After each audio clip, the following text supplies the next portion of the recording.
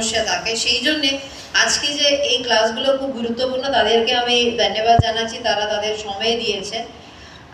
অনেক সময় আমি দেখছি মেন্টাল ইস্যুগুলো, আমাদের যদি ফিজিক্যাল কোনো শারীরিক অসুবিধা হলে আমরা অনেক সময় খোলামেলা বলে দেয়, কিন্তু এই সাইকোলজিক্যাল ইস্যুর একটা প্রবলেম আছে। মানুষ এগুলো বাইরে বলতে একটা মানে কেমন কেমন লাগে, তারা বাইরে বলতে ইচ্ছা প্রকাশ করে না, কারণ অন্যেরা অন্যরকম টাইপের একটা আমাদের একটা সামাজিক একটা ইস্যু হয়েছে। কারোর যদি সাইকোলজিক্যাল ইস্যু থাকে, তাকে আমরা সেই মানসিকতা নিয়ে দেখে, তাহলে অনেক লোকরা নিজের প্রবলেমগুলো অনেক সময় খুলে বলেন। আমাদের মধ্যে অনেক সময় ডিপ্রেশন থাকে, অনেক রকম টেন্ডেন্সিগুলো থাকে, কিন্তু আমাদের একটা ভয় হয় আমরা এগুলো যদি বাইরে বলে দেয় ওরা কি ভাবে, আমার কি হয়। বাচ্চাদের মধ্যে আরো এই চিন্তাটা রয়েছে, ওদের যদি কিছু প্রবলেম হয়ে গেলে বাকি যে স্টুডেন্টস রয়েছে তাদের ওদেরকে টন করবে, তাদেরকে তারা বললে কি হয়ে যায়। কিন্তু এই জায়গা থেকে আমাদেরকে এগিয়ে আসতে হবে। কয়েকটা স্কুলের টিচারদেরকে আমি ধন্যবাদ জানাবো, আপনারা অলরেডি একটা মনের কথা বলে বক্সের সিস্টেমটা চালু করে দিয়েছে, যেখানে আমাদের বাচ্চারা এই ইস্যুগুলো ওরা মানে বলছে, তারপরে সপ্তাহে বা মাসে একবার করে আপনারা বক্স খুলে এগুলো সব বার করে নিয়ে তাদের কি কি কথাগুলো রয়েছে সেগুলো আপনারা আলোচনা করছেন।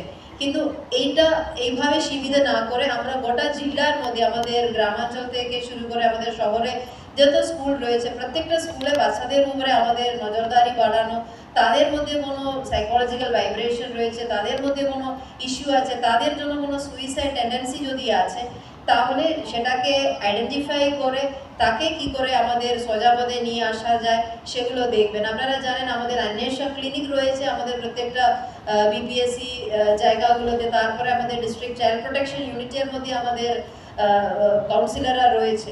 তাহলে আমাদের যে বা আমাদের মেডিকেল কলেজ রয়েছে, কাউন্সিলিংয়ের কোথায় কোনো অসুবিধা নেই, কিন্তু এই ডিম্যান্ড অ্যান্ড সাপ্লাইতে আমাদের মানে করতে পারছে না। যার প্রয়োজন আছে তাকে সঠিক জায়গায় পৌঁছে দিতে আমরা পারছি না বলে অসুবিধা হয়ে যাচ্ছে। আমি আমার বক্তব্য দীর্ঘায়িত করছি না, কারণ খুব ইম্পর্ট্যান্ট একটা লেকচার পরে আসছে। এটার বাইরে আমাদের চাইল্ড রাইটস রয়েছে, পোস্কো নিয়ে রয়েছে, কারণ এগুলো আপনাদের মধ্যে জানানো উচিত, কারণ বাচ্চাদের কি অধিকার রয়েছে। আপনারাই সব থেকে বেশি চিলড্রেনদেরকে নিয়ে কাজ করেন, তাহলে আপনাদের অনেক লোকরা অলরেডি অনেক জিনিস জানে, কিন্তু আরও সুন্দরভাবে আপনাদেরকে বোঝানোর আমরা জেলা প্রশাসনের পক্ষ থেকে চেষ্টা করছি। আমি সকলকে আরেকবার ধন্যবাদ জানাচ্ছি, আমার পুরো টিমকে আমি ধন্যবাদ জানাচ্ছি, শান্তনু রয়েছেন, সকলকে আমি ধন্যবাদ জানিয়ে আমার বক্তব্য এখানে শেষ করছি। নমস্কার। ধন্যবাদ ধন্যবাদ ম্যাডাম, আমাদের তরফ থেকে অনেক কৃতজ্ঞতা।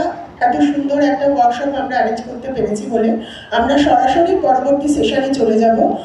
এই সেশনটা নেবেন আমাদের অনারেবল চেয়ারপারসন শিশু সুরক্ষা কমিশন শ্রীমতী তুলিকা দাস ম্যাডাম।